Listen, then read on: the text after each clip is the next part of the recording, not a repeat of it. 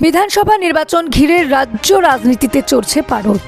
বাংলার যে আসনগুলির দিকে সবথেকে বেশি নজর রয়েছে তার মধ্যে হট ফেভারিট ভবানীপুর। মুখ্যমন্ত্রী মমতা বন্দ্যোপাধ্যায়ের বিরুদ্ধে কে প্রার্থী হবেন তা নিয়ে চলছে জোর জল্পনা। এই কেন্দ্রে লড়াই যে হতে চলেছে তৃণমূল বিজেপির তা নিয়ে কোনো সংশয় নেই। আর মমতা বন্দ্যোপাধ্যায়ের বিরুদ্ধে কাকে বিজেপি প্রার্থী করবেন তা নিয়ে রয়েছে কৌতূহল। মমতা বন্দ্যোপাধ্যায়কে হারাতে বিজেপি বড় চমক দিতে চলেছে বলেই খবর। এমন একজন প্রার্থী হতে পারেন যার প্রতি আবেগ রয়েছে পুরো দেশবাসীর। প্রাক্তন এনএসজি কমান্ডো দীপাঞ্জন চক্রবর্তী আনুষ্ঠানিকভাবে ভারতীয় জনতা পার্টিতে যোগ দেওয়ায় রাজ্য রাজনীতিতে নতুন জল্পনা শুরু হয়েছে। দীর্ঘদিন নিরাপত্তা বাহিনীতে কাজ করার অভিজ্ঞতা থাকা এই প্রাক্তন সেনা সদস্যের রাজনৈতিক ময়দানে প্রবেশকে অনেকেই তাৎপর্যপূর্ণ পদক্ষেপ হিসেবে দেখছেন। বিশেষ করে আসন্ন বিধানসভা নির্বাচনকে সামনে রেখে তার যোগদান রাজনৈতিক মহলে ব্যাপক আলোচনার জন্ম দিয়েছে। সূত্রের খবর, দীপাঞ্জন চক্রবর্তীকে গুরুত্বপূর্ণ আসনে প্রার্থী করার সম্ভাবনা রয়েছে। শোনা যাচ্ছে তিনি সরাসরি মুখ্যমন্ত্রী মমতা বন্দ্যোপাধ্যায়ের বিরুদ্ধে ভবানীপুর কেন্দ্রে প্রতিদ্বন্দ্বিতা করতে পারেন।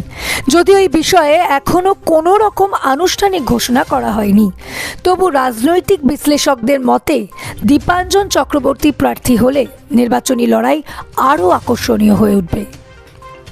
গতবার বিধানসভা নির্বাচনে নন্দীগ্রাম থেকে প্রতিদ্বন্দ্বিতা করেছিলেন মমতা বন্দ্যোপাধ্যায়। সেখানে হাড্ডাহাড্ডি লড়াইয়ের পর হারতে হয়েছিল শুভেন্দু অধিকারীর কাছে।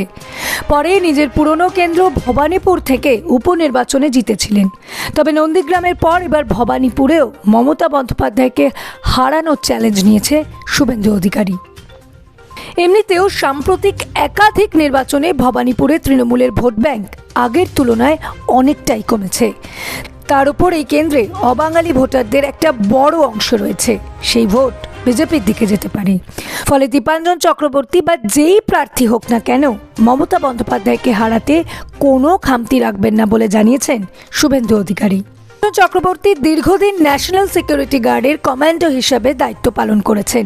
কঠোর প্রশিক্ষণ, শৃঙ্খলা ও ঝুঁকিপূর্ণ অভিযানে অংশ নেওয়ার অভিজ্ঞতা তার নেতৃত্ব গুণকে শক্তিশালী করেছে বলে মনে করা হচ্ছে।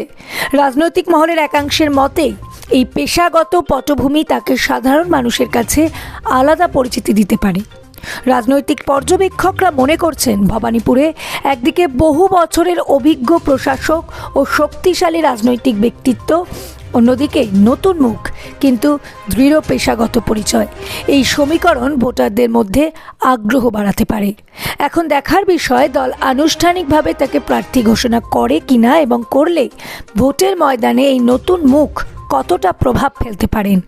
Bureau report, revolution Bengal. আজকের মতো এই পর্যন্তই। আপনারা যদি এখনও আমাদের চ্যানেল লাইক ও সাবস্ক্রাইব না করে থাকেন তাহলে এখনই করে দিন।